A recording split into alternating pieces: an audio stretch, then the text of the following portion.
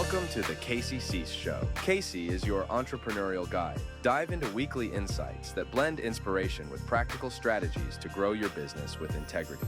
From boosting sales to building strong relationships, Casey shares the essentials to help both your venture and personal dreams flourish. Ready to elevate your entrepreneurial journey? Let's dive in.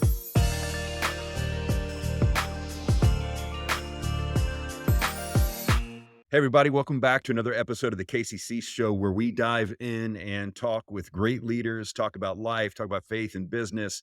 And my hope is to bring a bunch of interesting people in for you to meet and at times, hopefully, to share some things I'm learning or have learned to add value. And today I'm inviting a good friend of mine, Jerry Roberts, who we attend church together. We serve on nonprofit boards together. We've also done some business stuff together. And he's just a leader I greatly admire and want to share with you all and some cool stuff he's done in leadership in a larger corporation. And so, Jerry, thanks so much for joining me today. If you don't mind, take a few minutes, tell us a little bit about you, a little bit of your background in business and leadership, and then we'll dive in talking more about core values and how you've really taken that and implemented that into your team and are now chartering the way in your organization and upping the game of leadership development. Sure. Well, first of all, thanks for having me on. I think it's a great opportunity to kind of talk about what kind of a little bit newer passion for me, but something that I have great interest in and have been wanting to drive an organization for a while. So thanks. I guess my first introduction to leadership, I was born into the military, a Navy brat. And so I was indoctrinated into, being a highly directed individual early in my life. I myself joined the military after high school. So I had 8 years of opportunity. Well, thank you And for your service, Jerry. I appreciate that. We I appreciate so appreciate it. It's actually a great honor to do that. But at a very young age, I had responsibility for, some very expensive and complicated radar equipment and, that the pilots relied upon. And so there's a lot of, as a young sailor, a lot of pressure to get things right. Didn't always do things right, but was working in that direction. From there, I really didn't know what I wanted to do. And my mom actually asked me, she says, "So what do you want to do as you're getting out?" And I said, "I don't care what I do or where I do it, as long as I never work in downtown Houston." So as I progressed through the industry, I got closer and closer to eventually right in the middle of downtown. But I started off in oil and gas as a field technician, communications and instrumentation, hands-on guy. One of my supervisors for my last several years was actually a pipeline mechanic. So me being a comm guy, a techie guy, a lot of my work was with small tools and sometimes in air conditioned buildings. And his philosophy was you weren't working unless you were turning big wrenches and you were out in the field getting dirty. So while I was on the pipeline, doing my techie stuff, I was also in the field doing grunt work. And I kind of like to say I've done everything on a pipeline you can do, except sit in pipeline control or HR. But really what that did for me is give me a understanding and appreciation for ultimately what my customers were going to be, our operations folks, what they do, their day-to-day lives and what they need to be successful. And I think that's one of the key drivers that I have today is a firm understanding of what our customer base needs to be successful and how to do that from the ground up. And so I was in oil and gas for about 7.5 years. I did a year with a microwave equipment manufacturer, learned a lot about what I don't want to be as a leader, and then came back into oil and gas and have been since 2001.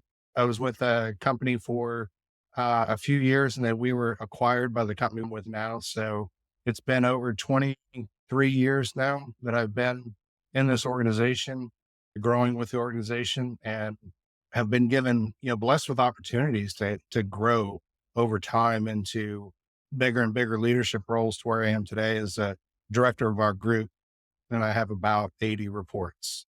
Yeah, you and I started working together about 6 months to a year leading up to the transition for the leadership role. And one of the things I always appreciated about you is you didn't take for granted the experiences you had, but you also didn't presume just direct transferability into a new role. You approached it and very cautious, and you have a unique ability, I believe, when you're a hard worker like you are, and you like work, you like to work hard, When I'm asking you, hey, what are you doing to relax this weekend? You're like, oh, I got a big list of honeydews to do around the property at home. And you love working, but you're also extremely thoughtful and considerate about the approach you're taking to the job at hand. And so over the years, you went from hands-on, being led, doing a lot of the work in the field, and then transitioning more and more to higher tier leadership where you still, I remember you and I working together in a coaching relationship, talking about how you also needed to work on empowering other people and coaching and training them and not just doing all the work yourself. Talk to me a little bit about the Right. tension of that transition from the one doing the work and maybe managing a few people into leadership. I mean, both the good and the struggles along the way as you began to progress up in your career. Yeah, through the merger, I was given a manager's position, realized very quickly that I didn't know how to be a manager in the organization. There were a lot of technical things I just didn't know about how to do things in the organization. But I also quickly learned that I had a lot of growth in leading people. I've been in leadership positions before in the church we were previously a part of in that family, but I knew I needed growth in that area. So I was reaching out to my director and others within the organization, just really hungry for opportunity to learn. And I went outside of our organization, found, through AMA and many other groups, reading books and doing things to try to develop myself because I knew where I was lacking in skill. And I knew I had the potential and the drive to do it. I just didn't have the tools and the understanding of how to apply them. And so that's always been my drive to be the best I could be at whatever position I'm in. I learned early on if you're going to dig a ditch, dig the straightest, deepest ditch you can and put all you have into it. And I try to approach all that I do in that way. Where And did that come from, Jerry? I think through growing up as a young kid in the military, I got it from the military. It was modeled for me by a few others that I admired in my life. It was modeled for me by my father, whom I love and respect and admire greatly. I think one of the best compliments I ever got was when someone said, "You're just like your dad." I was like, "Hey, I'll take that." But through my life, it's just a focus I've had to do whatever I can, the best I can, not to strive for perfection, but, looking for excellence in whatever it is I do. And what I've found over the years, not everybody's doing that. And if you're willing to do the work and to learn and to try new things, try to, not be scared to fail at something, you can really grow and develop and it gets noticed over time. Not that I was doing it for that purpose, but that's just a blessing that comes out of that constant attitude and focus towards growth, learning, and development. But as I grew in the organization, when we came in, I inherited 5 reports in my area before my promotion. I grew it to 21 in that region. Plus, I was part of sitting in interviews for our other team members in the other areas in engineering. And over the years, with the amount of hires, I think we went from 35 in our organization to what we're 80, 81 now. And I think one of our key differentiators is when we hire someone, it takes us a while to do it. But generally, once they're on for that first year and they know they fit that culture, they stay for a very long time because we're a challenging organization, but it allows folks to really engage and know that what they do matters and has an effect on the long-term success of the whole organization. They're not just a little cog in a big machine. You know, everyone has an effect on the positive outcome and they know it. And we reinforce it quite frequently to let them know, what they're doing, how it affects the bottom line on the company. And it's not just blowing smoke. It's true. And we can show the direct efforts in that. But as I grew in the organization and my boss and I were talking about growing into that next stage of leadership and, from a manager to a director, I knew pretty quickly that I did not have the right mindset for that. I was a manager and a kind of a project engineer, project manager. So I was filling 2 roles. And so I was always busy. I was always in the weeds. I was always in the details. And spinning a lot of plates and dealing with, on the technical side quite extensively, but also on the people side. But I knew that I had to extricate myself out of that. I had to be able to develop the mindset to be more strategic instead of that day to day tactical. And I like to think I'm self aware enough to know where I fall short and where I need help, where I need coaching, where I need development. And that was one of the key things, that drove me to talk to you and reach out to you is, hey, I know what I don't know and I need help in that. And I need that development. I need that refocusing and to meet that challenge. And I can say that it was tough for me. I'm going to get into it, get into the details. Several years ago, I was working with one of our technicians in the field, putting up some equipment in northern Arkansas, and it just frozen. It was cold and it was hard work. And he's like, yeah, I need to take a break. He says, all right. So I put on my harness, I climbed up the tower and I started working. And my guy's standing there looking at me, he says, I can do that, right? I said, well, yeah, but and so I've always had that mindset of get in, get my hands dirty, work with the team. And I know that I can no longer do that. I need to be a little hands off and allow people to grow into those roles. And that's the other focus I've had is, realizing I need to develop people so that as I grow up in the organization, it creates opportunity that they can fill those opportunities. And, we have a commitment that we're never going to hire a manager or a supervisor. Mm. We are going to develop with them. And we even recently have gotten that feedback from one of our executive vice presidents, which was, very encouraging to hear them have that same attitude. But we can only do that when we empower them, allow them to, take on those challenges, be a resource, but not be the one, giving them direction every single day and just empowering them to grow and do that in their organization. So I've been in this role for a year now over the whole group. I've I like to think that I've done a pretty good job of stepping back, that one tier to allow people to manage their teams. I still like to get in the weeds sometimes, but I find myself, I have to cut myself short sometimes when if someone asks a technical question that I know the answer to not just answer the question, but challenge them to take it to that next level. That's a tough part in leadership in general. And a lot of the executives and business owners I coach, that's the biggest struggle. They start out doing the work and Mhm. they care a lot about it. And they're in the position they're in now because they cared a lot about it. And it's not that the new people don't care. It's just those people don't have the same pain and history, the blood, sweat, and tears of getting the organization where they have. And I know for you, being a struggle because you are excellent at not only the technical side of doing the work, but your technical knowledge about the work. And then having to move from managing people to leading people. And now that you're a year in, what are some of the big learns you've taken away so far just from transitioning from mid tier management into higher executive leadership roles? I'm probably still one of my struggles or one of the things I'm learning and growing in is learning to keep my mouth shut sometimes and allow people to answer questions, allow people to take on those tasks, challenge people to do things that I know I can do very easily, that I'm very proficient at because I've done it 10,000 times. Yeah. It's not that I'm not any smarter than anybody else.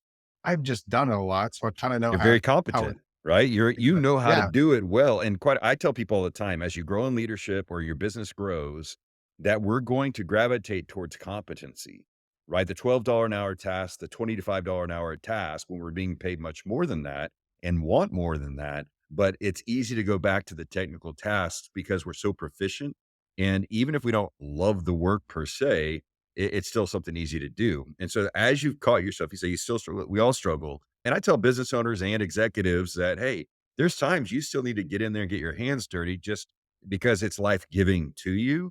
But what I'm hearing you say is that you want to develop your leaders. And Jerry, I've had the similar thing with my companies growing that I've forced myself the last few months to ask a question. If I were unavailable and you had to make a decision, what would you do? What would be your answer? What I found is over 80% of the time, the people that were closest to me had at least the answer I was looking for or a better answer than what I would have come up with. But quite honestly, I know for me, and I don't know about the rest of you, Jerry, or people listening who've been through this transition or need to transition.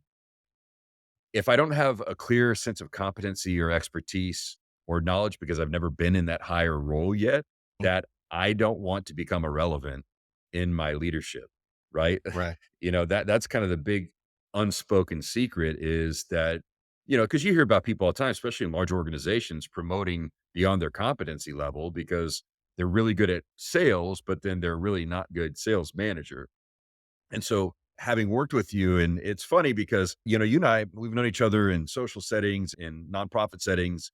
And when you asked me to coach you and everything, I was like, oh, this guy works at some smaller, and you explained to me the size of the business. And so I thought, maybe you had two sets of cubicles, groups that you're mixing with. And I remember you had invited me to come speak at one of your events last year as one of the keynotes. And I remember going into this thing thinking, man, it's gonna be like a small group and a little hotel thing. And you gave me numbers, but the way my brain is, I don't like, I went to Baptist seminary, so it's like, oh, that's 20,000 people when it's really 200. So I'm not great with that. I walked in this room, and what's amazing was you're transitioning your former leader out. You were running the show as a new leader, but there were a bunch of people in there, and they respected you. They listened to you, and it was clear that they liked you. And so the culture is interesting where you work on hiring within, developing leaders within. But you took it to another level. Even before you had this newer role, you were instrumental in developing, and you gave me one of these coins when we were working together, the Own It coin.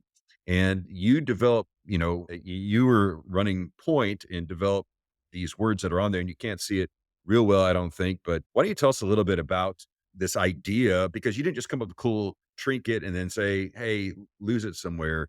I mean, you have a culture developing around it that you require your team to carry around. And if they're not carrying it and someone asks about it, they get to buy the next round of drinks. So, Absolutely. yeah, Ready to skyrocket your business and truly connect with your audience on a whole new level? Unleash the power of your story with Lucid Books.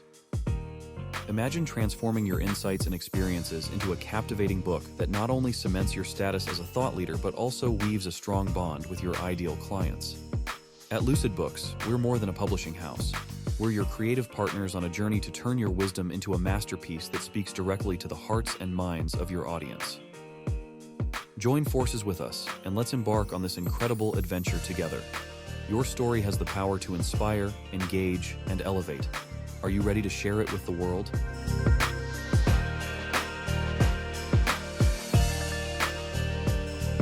so why don't That's you walk us through the idea about it, how you went through developing it, and a little bit about what it is and how it works?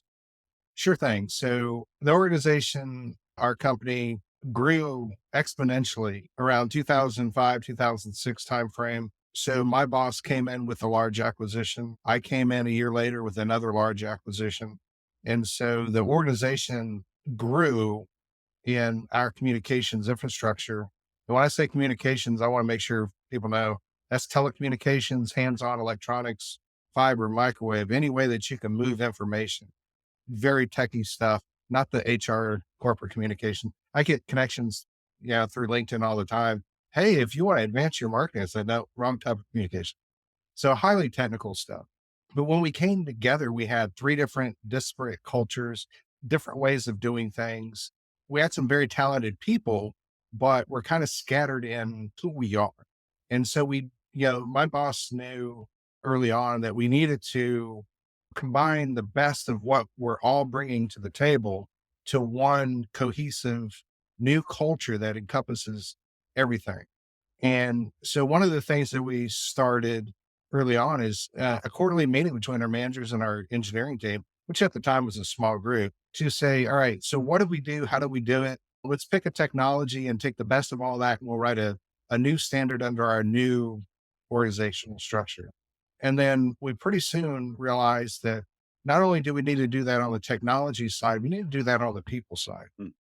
We no longer have the A company way of doing it or the B company way of doing it. It's our company way, Mm. our company mindset, and our company culture. And we have a pretty distinct corporate culture. We run lean, we run fast. It's kind of a family atmosphere, but we're pretty large. And at the time, we were pretty big, and now we're significantly larger. And so we engaged an outside consultant to help us kind of develop our mission vision, try to do some goal setting. And we came up with a process originally it was around how do you recognize people who are doing an exceptional job? Mm. You got folks out on the field that are really crushing it. They're, we have a lot of folks in the field scattered all over the United States. So to do well in our organization, someone has to be self-motivated. It's a highly self-directed workforce. They have to be technically competent, but they also have to have, some inherent skills and attitudes that are tough to find. Hmm. And so we wanted to, kind of define that, refine that down to something tangible that we could kind of wrap around that. And it went from a way to kind of recognize folks to really saying, all right, these elements that define who we are not something that one or two people exhibit. It's the whole team because we can't be successful without exhibiting those elements of our core values. And that wrapped around a culture that we've built that we call Own It. And in every aspect of what we do, we strive to own it every single day. And there are five main elements. There's safety, because in oil and gas company, that's a pretty big thing. There's teamwork, because we've got a lot of folks in a lot of areas that need to be able to work together and rely upon other folks in the field to help get things done. We can't be successful as an organization without managing our costs and being mindful from the highest level to the lowest level of the group that anything that we do, we're going to do what's right, but we're not going to waste money to do it. Then, to do everything that we have to do with a highly distributed workforce, we have to be extremely efficient at what we do. But to pull all these together, you got to have a team that has integrity. And those five elements all wrap into that one attitude that really governs everything that we do. If there's any task, if there's anything that we're engaging in, we can look to one of those elements of that Own It philosophy.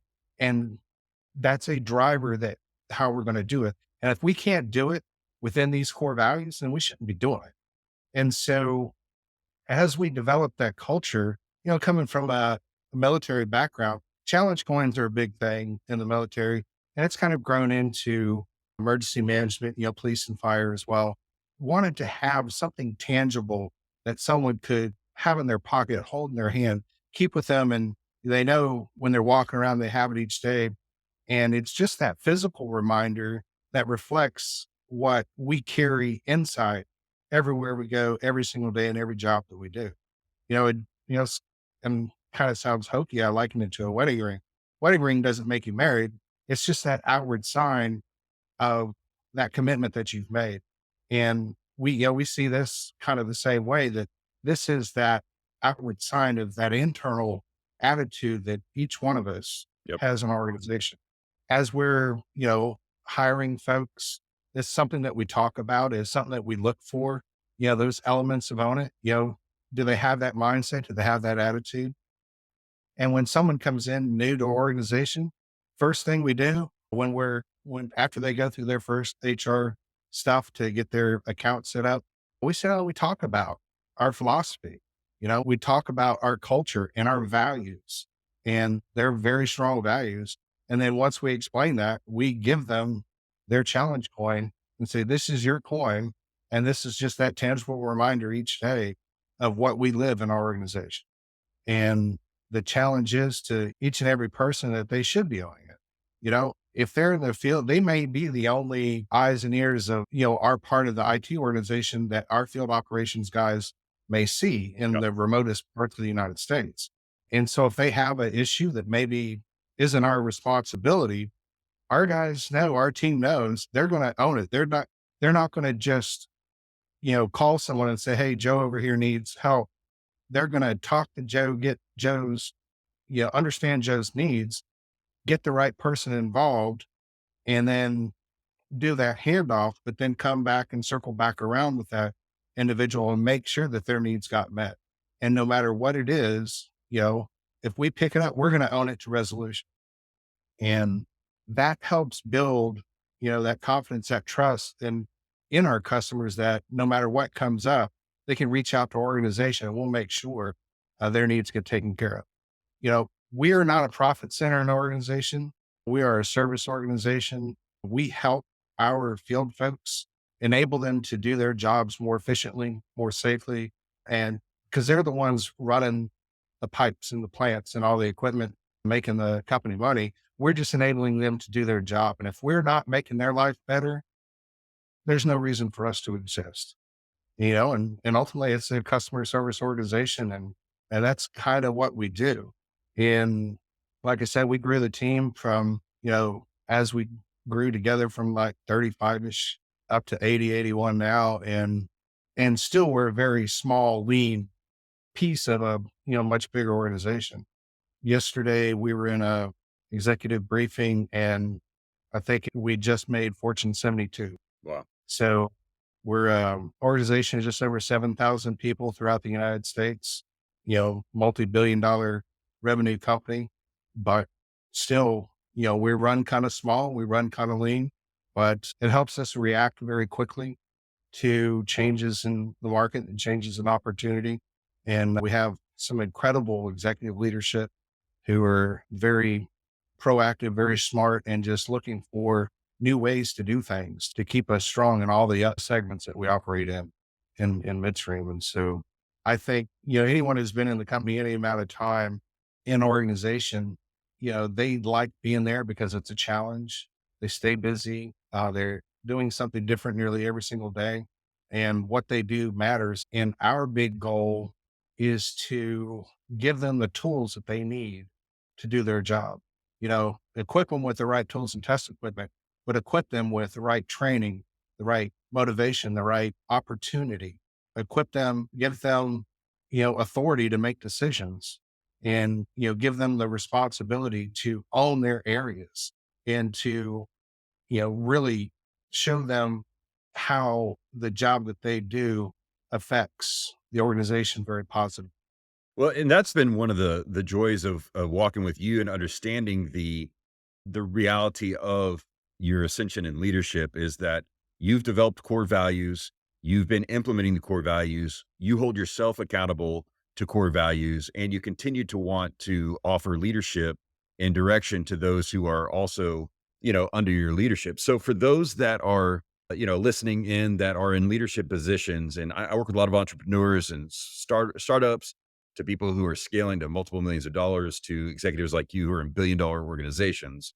What kind of advice would you give to leaders who are needing to step up their leadership? And, because I mean, I heard you say, hey, you were brought in through an acquisition, your boss was brought in through an acquisition, culture was all over the place. And so the two primary things I think are really interesting amongst a lot of things in your life and career, but are, as we talked about today, are, navigating that cultural change and establishing new culture, and then also transitioning from the technical, tactical side of doing the work to the strategy leading of from just general management to higher tier leadership.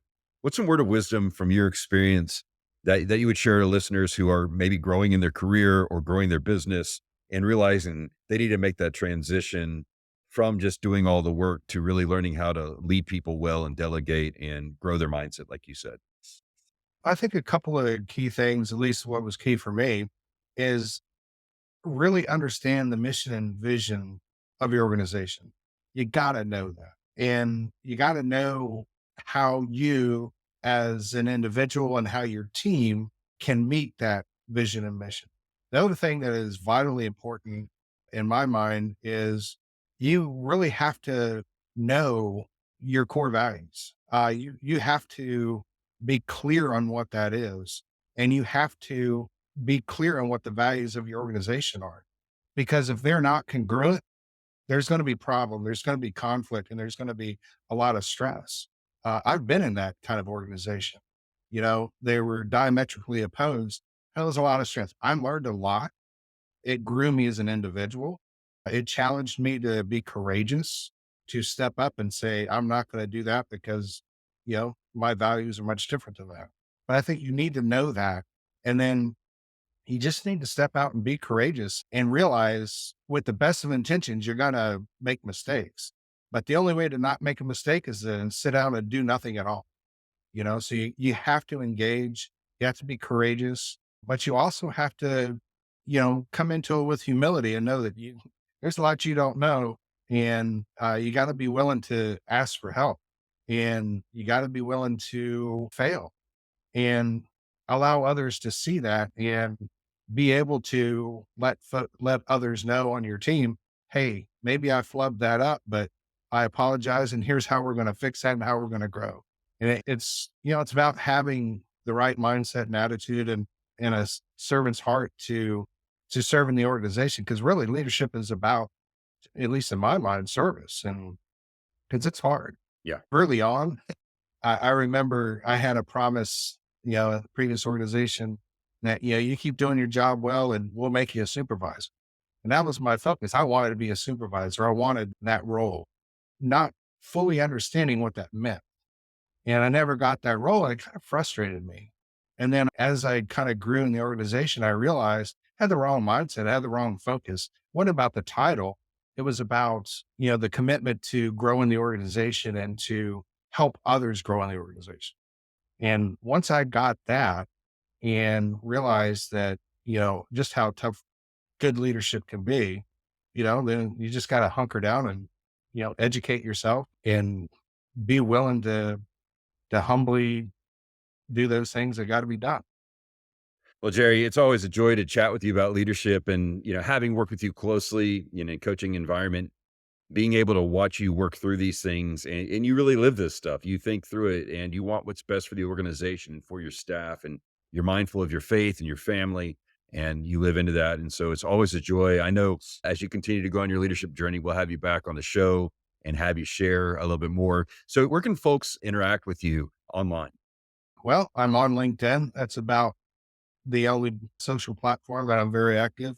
I'm on Facebook just so we can get pictures of the grandkids. There you go. Yeah. But I am active on LinkedIn. I do serve on nonprofit board with you, but also have been very involved with industry associations in service there to really, get other folks involved in training. I've been engaged in leadership development, kind of bringing our team along. That's really kind of a desire of mine in the future, to whatever I do, to engage with people and help people grow. No, and you'd be a great coach and consultant one day when you desire to rewire. I'm sure you offer a lot along the way. But yeah, I encourage you all to engage with Jerry on LinkedIn, connect with him on there if you have questions about leadership in your business or company. He's a great friend. We work together on a board for a nonprofit, and he's a lot of fun. So Jerry, thanks so much. And we look forward to having you on here again. Absolutely. Thank you. That wraps up this episode of The KCC Show. Make sure to visit our website, thekccshow.com, where you can subscribe to the show on iTunes, Spotify, or via RSS, so you'll never miss a show. While you're at it, if you found value in this show, we'd appreciate a rating on iTunes. Or if you'd simply tell a friend about the show, that would help us out too. You might also want to check out our book for business consultation, available at Lucid Books, or double your sales strategy session at Planify Agency. Be sure to tune in next week for our next episode.